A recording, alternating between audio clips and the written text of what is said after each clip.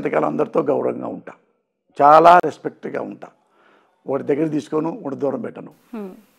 6:30 అయితే ఎవ్వడు నా వాడు కాదు, నా ఇల్లు కోసం ఎత్తుక్కుంటా వస్తా. అందుకని ఎవరిని నేను స్నేహితుడిగా భావించను. మన ఫ్లైట్ ఎక్కుతుంటే పక్కన కూర్చుంటాను చూడు. ఇప్పుడు ఫ్లైట్ ఎక్కుతున్నా, నేను నా పక్కన నువ్వు కూర్చున్నావు, ఎవరండి మీరంటే నేను పలానా శ్రావణి అండి. శ్రావణి గారు బాగున్నా, వెరీ గుడ్, థ్యాంక్ యూ అండి. దిగేటప్పుడు మీ నెంబర్ నాకేంటి, ఆ నెంబర్ నేను తీసుకుంటా. మళ్ళీ నేను చేయను, అంతే. ఇంకా లాస్ట్ అది బై బై చెప్పాలి. థ్యాంక్ యూ అండి. అందుకైనా చాలా సినిమా ఆడియో ఫంక్షన్లకి కూడా మీరు ఎక్కడ కనిపించరు అసలు. రేరెస్ట్గా వస్తా. అది కూడా ఏంటంటే ఆ మీ షీల్డ్ ఇవ్వాలి గురుగారు, మీ షీల్డ్ ఇవ్వాలి కదా, అందులో వచ్చి అట్లా. బెస్ట్ క్యారెక్టర్ ఆర్టిస్టు అనఫిషియల్గా కూడా ప్రైవేట్గా ఇచ్చారు. వాటికి వెళ్ళాల్సి వచ్చింది. ఈ ఎన్టీఆర్ వల్ల. ఎన్టీఆర్ నా క్యారెక్టర్ ఆయన క్యారెక్టర్ కంటే నా క్యారెక్టర్ ఇష్టం ఆయనకి. ఓకే.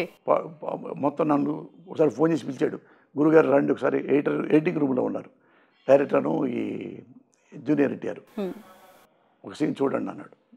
సీన్ నాదే అయింది, తిడుతుంటా ఆయన్ని గట్టిగా తిట్టిరే నా కొడక తిడుతుంటే అది చూసి గట్టిగా ఇక్కడ ముద్దు పెట్టాడు, గట్టిగా వాటేసుకొని, ఏం చేశారు సార్, నాకే భయం వేసింది సార్ అన్నాడు. అంత అప్రిషియేట్ చేశాడు. ఓకే. ఆయన అన్నాడు, ఈ క్యారెక్టర్ ఎలా ఉంటుందో రియల్ లైఫ్లో కూడా మీరు ఎలా ఉంటారు, అందుకే మిమ్మల్ని సెలెక్ట్ చేసాం. వేరే పెద్ద ఆర్టిస్టులు చాలామంది అడిగారు, ఎవరికి ఇవ్వలేదు.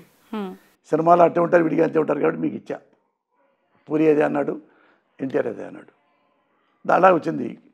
దానికి నంది అవార్డు తీసుకోవాలి, అవి రాంగ్ రూట్లో. అట్లాంటివి నాకు వద్దన్న, నాకు వచ్చింది కాబట్టి తీసుకోవటం కాదు, అవి చాలా రాంగు వెళ్ళి. చాలా సేపటి నుంచి చూస్తున్నాను, షర్ట్ ఇలా అంటూనే ఉన్నారు. ఏంటి సార్ సీక్రెట్, అసలు ఎప్పుడు స్టార్ట్ అయింది, ఏంటి? లేదు గట్టిగా ఉన్నా. అది ఎట్టొచ్చిందో శ్రావణి నాకే తెలియదు. శ్రావణి మా ఆవిడ ఈసారి ఇట కొట్టి తనలాగా మానేసింది.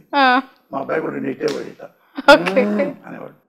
మా ఆవిడైతే కొట్టుద్ది, ఎట్లా లాగుద్ది, తీసేయి ఏ నరాలు వీక్నెస్సా. నాకు అంటే ఏ టైంలో స్టార్ట్ అయి ఉంటుంది, ఎన్ని ఇయర్స్ క్రితం?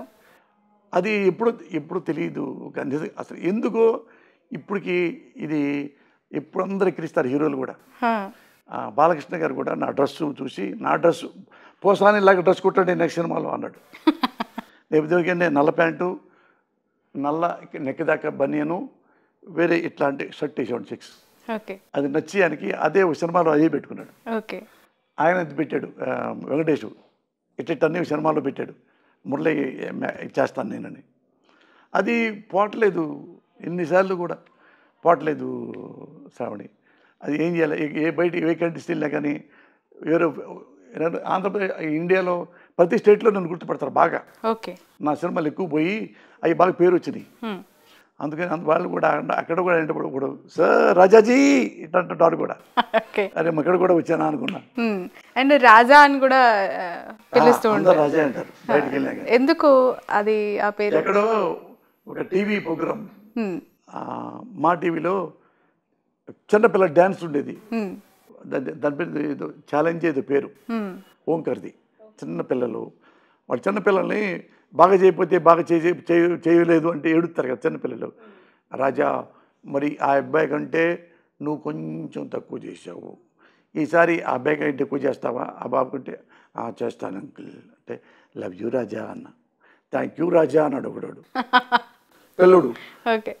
అది ఆ ప్రోగ్రాము మొత్తం ఆ ఎపిసోడ్ మొత్తం అయిన 2-3 నెలల తర్వాత ఇండియా మొత్తం అదే స్టేట్ అంతా ఎక్కడికి వెళ్ళి రాజా రాజా రాజా రాజా అందరూ. రామానాయుడు కూడా అయినాడు రాజా రా, అట్లా అలవాటు అయిపోయింది. ఓకే. ఓకే. సో మొత్తానికైతే దీని వెనక ఉన్న ఆంతర్యం ఏంటంటే ఇప్పటివరకు ఎప్పుడు అసలు లేదు, అంటే జబ్బులు అయితే లేవు.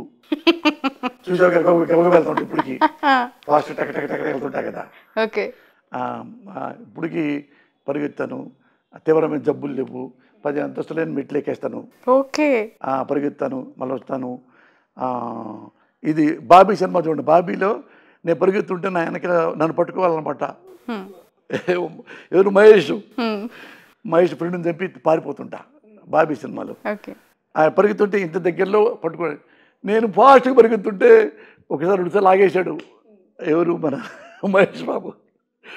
గస వచ్చి నాకు అలవాటు, చిన్నప్పుడు తిరిగాను కదా. ఇప్పటికి కూడా రన్నింగ్ చేస్తారు. స్టేజ్ మీద డ్యాన్స్ వేస్తుంటా, పిచ్చి డ్యాన్స్ వచ్చినా నా పైన అట్టా కొద్ది హెల్దీ. అంటే మావిడ మంచి భోజనం, మంచి భోజన ప్రియులా మీరు? అంటే అన్నం బాగా తింటా, చికెన్ ఇష్టం, బిర్యానీ ఇష్టం, బాగా తింటా. అందరికంటే నా భార్య, నా బిడ్డలు ఇష్టం. వాళ్ళ ముగ్గురు పోల్చుకుంటే నా భార్య ఇష్టం. మా భార్య అంటే మా అమ్మ ఇష్టం. ఇప్పుడు లేరు కాబట్టి ఉన్న భార్యని ప్రేమించాలి, ఎందుకంటే తిండి పెట్టేస్తానే. చాలా చాలా టైం ఇచ్చారు పూసాని గారు. అండ్ స్వచ్ఛమైన నవ్వు మీలో కనిపించింది. For ending of the episode అగ్గి మీద గుగ్గిలం అయిపోయారు. ఓ మై గాడ్, ఎంత ఫైర్! ఇంత ఫైర్లో, ఇంత కోపిస్టిగా, ఇంత యాంగ్రీ మ్యాన్గా ఉన్నది ఉన్నట్టు చెప్తూ మీకు నచ్చిన లైఫ్ని రారాజుగా కొనసాగిస్తున్నారంటే శ్రవణి, అది ప్రౌడ్లీ ఐ కెన్ సే. ఆ మాట అంటే రారాజులాగా అంటే నాకు చాలా అంటే ప్రౌడ్ అనిపించింది. అంటే పేదోండి కదా ఒకప్పుడు, ఎమోషనల్ కూడా అవుతున్నారు. అది అంటే నువ్వు రారాజు అనగానే నేను ఎక్కడికో వెళ్ళా. అంతే నాకు అన్నీ అనుకునేలా జరిగినాయి శ్రావణి. నాకు నచ్చిన భార్య, నాకు నచ్చే విధంగా ఉండే భార్య కాదు, మీకు నచ్చినట్టు, నాకు నచ్చినట్టు ఉండే భార్య కాదు, నాకు నచ్చే భార్య. అలాంటి నా పిల్లలు అంటే ఏవి ఇంతవరకు నాకు దిగులు లేదు. ఎప్పుడు దిగులు కానీ, భయం కానీ, బాధ కానీ, ఇన్సెక్యూరిటీ కానీ అస్సలు లేదు. అది మా అమ్మ వల్ల వచ్చింది. అది మా అమ్మ ఫోటో బాగా వేయండి, మా నాన్న ఫోటో ఇద్దరు చూపించండి, మా అమ్మ మా నాన్న కూడా. తప్పకుండా అది మా అమ్మ వలన వచ్చింది. అసలు నాకు ఇంక జీవితంలో ఆశలేమి లేవు శ్రావణి. రేపొద్దున పుడికిన ఎవడైనా గొంతు కూర్చున్నా కానీ, చచ్చిపోయినా కానీ మా ఆవిడకి ఎప్పుడు చెప్తా, నేను ఎప్పుడైనా చచ్చిపోవాల్సిందే, కానీ నీకంటే ముందు నేను చచ్చిపోతాను. నీకంటే కొద్ది వయసు, మా ఆవిడకి 60, నా భార్యకి, నాకు 63. అది ఇన్ కేసు ఏమన్నా చనిపోయానుకో, సినిమా ఇండస్ట్రీకి ఎవరికి నా డెడ్ బాడీని చూపించమాకన్నా. నా వలన ఎవరి కన్నీళ్ళు పెట్టి అయ్యో సింపతి, నా చచ్చిపోయితే డెడ్ బాడీ మీద సింపతి ఇప్పుడు చూపించకూడదు ఎవరు. నువ్వు కూడా ఏడవద్దు, పిల్లలు ఏడవద్దు. ఎందుకు ఇండస్ట్రీకి డెడ్ బాడీ చూపించొద్దు? నాకు ఇష్టం లేదు. ఎందుకలా అంటే ఎలా బతికిన పోసానికి ఇష్టపడలే. నా శవాన్ని చూడటం ఎవరు చూడటం, నా కుటుంబమే చూడాలి, నా భార్య, నా బిడ్డ. నేను చెప్పాను, నువ్వు ఏడవద్దు, పిల్లలు ఏడవడానికి వీలేదు. ఎవరికంటే ఎవరైనా దగ్గర బంధువులు వస్తారు కదా, వచ్చినప్పుడు వాళ్ళకి టీ ఇచ్చి, కాఫీ ఇచ్చి, నువ్వు నాతో గడిపిన ఈ 40 ఏళ్ళు 50 ఏళ్ళలో అది నవ్వుతూ చెప్పు. ఎలా చేసేవాడు నా హస్బెండ్ ఒకసారి, ఇలా అనేవాడు ఒకసారి, అలాగే ఏదంటే నేనే తిరిగి అన్నాను అంటే ఆయనే కాము కూర్చొని సారీ బాబు అని నాతో అన్నాడు. ఇట్లాంటివి చెప్పు. వచ్చిన ఏడిపించవద్దు, ఏడుతూ నువ్వు ఏడవద్దు, అయ్యా అయ్యా నా మొగుడు పోయాడయ్యా, ఇట్లాంటివి వద్దు. నువ్వు ఫీల్ ఉంటుంది, తెలియకుండా ఉంటుంది, గతుక్కుమంటావు, ఇదవుతావు. అందుకని నేను లేకపోయినా, నేను ఉంటే నువ్వు ఎలా ఉంటావు, నీ కుటుంబం అలాగనే అమర్చేసా, అన్నీ అమర్చా. సడన్గా పోయాడే మా ఆయన, నేనేం చేయాలి లేదు, అన్నీ డబ్బులు కానీ ఇంకోటి కానీ, డబ్బుల మోసం లేదు, ఏమి లేదు, అప్పులు లేవు, ఏమి లేవు, అన్నీ పెట్టి వద్దు. నా చివరి కోరిక ఏంటంటే, నేను చచ్చిపోతే నా పక్కన కూర్చొని ఎట్టాటి పుడితే ఆడవద్దు, కూర్చొని నా దగ్గర కూర్చొని పోయేదాకా నాతో నవ్వుతూ ఉండు.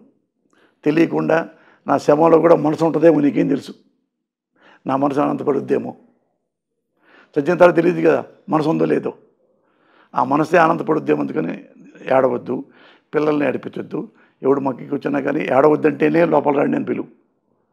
ఏడవ్వం అంటే కూర్చోబెట్టి నా ట్రావెలింగ్ వాళ్ళ తెలియని ఉంటాయి కదా, అవి చెబుతూ ఉండు. ఆవిడే అయిపోయిద్ది, ఆడకెళ్ళిపోయిద్ది. తర్వాత ఫోటోలు ఇట్టు మనవి ఉన్నాయి కదా, మన బెడ్రూమ్లో నా ఫోటో నీ ఫోటో పెట్టుకో, ఇప్పుడు పెట్టద్దు. అంటే మీరు చెప్తున్నవి మాట్లాడుతుంటేనే నాకు ఏడుపు వస్తుంది, కన్నీళ్ళు వస్తున్నాయి. కుటుంబానికి సాధ్యమా? మావిడి ప్రిపేర్ చేసి మావిడికే ఇంత డబ్బులు తన పేరు పెట్టేశా, ఆస్తులు. ఒకసారి పిల్లలు కొంతమంది ఎట్టుంటో తెలియదు, ఎడిపోతారో, ఫారిన్ పోవచ్చు, కుడుకుడు పోవచ్చు. నీకు 50 crores నెలకు నువ్వు 8-9 లక్షలు నెట్ నీకు వస్తుంది నెలకి ఏమి చేయకపోయినా. అందుకో అన్నీ చెప్పా అన్నీ. నువ్వు మంచి వంట అమ్మాయిని పెట్టుకో, ఇల్లు ఉడ్చే అమ్మాయిని పెట్టుకో, బట్టలు ఉడ్చే అమ్మాయి పెట్టుకో, మంచి డ్రైవర్ని పెట్టుకో, 3 ఇంట్లో పెట్టుకో ఆడపిల్లల్ని పని చేసుకునేవాళ్ళని. సపోజ్ నువ్వు హాస్పిటల్కి వెళ్ళాలి, వాళ్ళతో కారు ఎక్కు, హాస్పిటల్కి వెళ్ళి వచ్చేయి. వాళ్ళతో గుడికి వెళ్ళాలి, వాళ్ళని తీసుకెళ్ళిపో. నువ్వు ఏడన్నా సపోజ్ తిరుపతి వెళ్ళాలి, నీకు ఉండే పని అమ్మాయిని తీసుకెళ్ళు, ఇద్దరిని. వాళ్ళు కూడా ఇంట్లో ఫ్లైట్లో తీసుకెళ్ళు, ఆడ పెట్టు, నీ రూమ్లో పడుకోబెట్టుకో, వాళ్ళ బిడ్డలాగాక అట్లా ట్రావెల్ చేయి. గుర్తొస్తుంటా కాబట్టి నవ్వుకుంటా ఉండు, అలా చేశాడని చెప్పి. ఏడుతున్నావు అనుకో, ఇక నీకు నేను బ్యాడ్ లైఫ్ ఇచ్చినట్టు, వెరీ బ్యాడ్ లైఫ్ నీకు ఇచ్చాను అనమాట. అందుకని ఎప్పుడూ చేసినప్పుడు నవ్వుకుంటూ ఉండు. ఇట్లా ఈ చొక్కా అప్పుడు కొన్నాం కదా మేమిద్దరం అనుకుంటా ఉండు. ఏమో పైకి వెళ్ళిన తర్వాత నా ఆత్మ చూస్తుందేమో. అంటే యాక్సిడెంటల్గా చావు అనేది ఎవరు ముందు ఊహించలేరు, కానీ ఇలా ఈ స్థాయిలో ప్రిపేర్ చేయడం అనేది ఏంటి? చావుకు సంబంధించి ఎందుకు, ఆ కార్యక్రమాలకు సంబంధించి, మీ క్రిమేషన్కి సంబంధించి ముందుగానే డిసైడ్ చేయించి మెంటల్గా ప్రిపేర్ చేయించి తీసుకొని మాట్లాడాల్సిన సందర్భాలు ఎందుకు వచ్చాయంటారు? అంటే ఆ అవసరాలు ఎందుకు వచ్చాయి? అంటే ఎప్పుడైనా ఎవడైనా చావాల్సిందే. ది గ్రేట్ రామానాయుడు కూడా చంపాడుగా, లెజెండరీ. అయితే ఇప్పుడు 60 ఏళ్ళు వచ్చిన తర్వాత ఎన్నాళ్ళు ఎప్పుడు ఏంటో అనేది ఒక్కోసారి మనం చెప్పలేము. నా భార్యకి ఇప్పుడు చెప్పా, ఇంట్లో మాట కబుర్లు పడుకొని కబుర్లు చెప్పుకుంటా అప్పుడు మొదలుపెట్టా. అట్టా చెప్పి చెప్పి చెప్పి ఆమెని లైన్ ఫస్ట్ ఏడ్చింది, తను ఏడ్చింది. నువ్వు లేకపోతే నేను ఎందుకు, నువ్వు లేకపోతే నేను ఎందుకని. నువ్వు చచ్చిపోయినా నేను బతుకుంటాను, గుర్తుపెట్టుకో అన్న. ఎవరు ముందు పోతే అని. అట్లా నేను ఏజీ కాబట్టి, నేను ముందు మగాడు కాబట్టి, అందుకని యాడవనం అనేదా తీసుకొచ్చా. అప్పుడు మిగతా కూడా కాఫీ టీలు ఇచ్చి అన్నీ నవ్విస్తూ ఉండండి. లోపల నా మనసు ఉంటుంది, ఏం తెలియదు, నీకేం తెలుసు, నా మనసు నవ్వుతూ ఉంటుందేమో. అంటే ఒక మరణం అనేది సంభవించినప్పుడు పరామర్శకి వస్తూ ఉంటారు. చివరి చూపు అనేది చాలా ఇంపార్టెంట్. ఎక్కడెక్కడో ఉన్న అమెరికా, ఆస్ట్రేలియా నుంచి కుటుంబ సభ్యులు చూడాలనుకున్న వాళ్ళు అవసరమైతే 2 రోజులు ఫ్రీజర్లో పెడుతున్న పరిస్థితులు కూడా ఇప్పుడు తప్పట్లేదు, అనివార్యం అయిపోయాయి. అలాంటి పరిస్థితుల్లో పోసాని గారి డెడ్ బాడీని ఇండస్ట్రీకి చూపించొద్దు అంటే ఆగిపోతారా మీ అభిమానులు? నేనే గట్టిగా చెప్పా, మీతో పనిచేసిన వాళ్ళు రాకుండా అసలు వద్దని చెప్పా. థ్యాంక్ యూ, బయట కూర్చోండి, కావాలంటే భోజనం తర్వాత భోజనం చేసుకుని తప్ప నా బాడీ, నా భార్య, నా రక్త సంబంధికులు, నా కొడుకులే చూడాలి. ఎందుకంటే ఎవరన్నా సానుభూతి, అయ్యో పాపం చచ్చిపోయాడు రా అదే ఇట్లాంటివి నేను వింటే చూస్తాను, నాకు కోపం వస్తుంటుంది. అది నాకు నేను చనిపోయిన తర్వాత ఇట్లా అనుకో, మావిడికి ఇంకా భయం వేస్తుంది, నా పిల్లకి ఇంకా భయం వేస్తుంది, ఏడుస్తూ ఉంటే అంత ఇన్సెక్యూరిటీ వచ్చింది. అమ్మో ఇంతమంది ఎడుతున్నారంటే నేను పోతే తర్వాత నేను ఏమైపోతాను. అన్నీ నెలకి మా ఆవిడకి 10 లక్షలు వస్తాయి, 9-10 లక్షలు మా ఆవిడకి, పిల్లలు కాకుండా పిల్లలకి వేరే వస్తాయి. అట్ట సెట్ చేసి పెట్టా అన్నప్పుడు నువ్వు ఇట్లా నువ్వు బెంచి కారు కొనుక్కో, ఎక్సలెంట్గా కొనుక్కో, ఇది ఇల్లు, ఇది ఇప్పుడే 10 కోట్లు ఒకటే, వేరే అన్ని పిల్లలకి ఇచ్చేసాం. నువ్వు అందుకని ఏడవద్దు. ఏడితే ఏమో చెప్తావు, ఎన్ని డబ్బులు చేసిపోయాడు, ఎప్పుడాక ఎన్నాళ్ళు ఏడిపించాడు ఈ ముండా కొడుకు అంటారే, నవ్వుతుంటే సంతోషపడతాడు.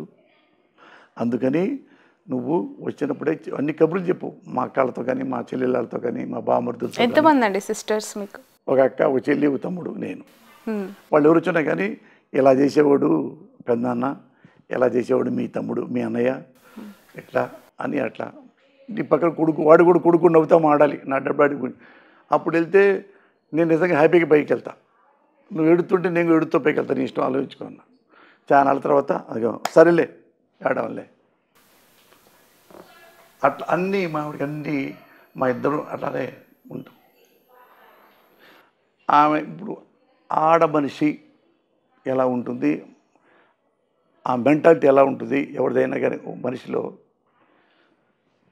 మగవాడు చెడిపోవడానికి, మగవాడు ఇంకా బుద్ధిగా ఉండటానికి భార్య ఆడదే కారణం. ముఖ్యంగా భార్య ఎప్పుడు అట్రాక్షన్గా ఉండదు, ఎఫెక్షన్గా ఉంటుంది. అట్రాక్షను బయట ఆడలో ఉంటుంది. ఎప్పుడు మెడలో తాళి కట్టాము అట్రాక్షన్ అవుతుంది, ఎఫెక్షనే. ఎప్పుడు నా భార్య నేను ఎఫెక్షన్తో ఉంటాం. అట్రాక్షన్ అనుకో బ్రేక్ అయిపోద్ది, ఎఫెక్షన్ బ్రేక్ అవ్వదు ఎప్పుడు. అందుకని ఎఫెక్షనేట్ కానీ 32 ఏళ్ళ నుంచి అలాగే 30 ఏళ్ళ నుంచి ఆ ట్రావెల్ అయ్యాం. అందుకని అన్న ఏడవద్దు అని. అట్లా మేము అట్లా అది అందుకని బయట కూడా నేను చాలాసార్లు అట్రాక్ట్ అయ్యా. అట్రాక్ట్ అయితే ఇట్లా మనం వీళ్ళతో ఇల్లీగల్ కాంటాక్ట్ పెట్టుకున్నాం అనుకో, దొంగచాటుగా రేపు మావిడి తెలిసింది అనుకో, అదే పని మావిడి చేస్తే నువ్వు ప్రిపేర్ అయితే ఓకే వాళ్ళు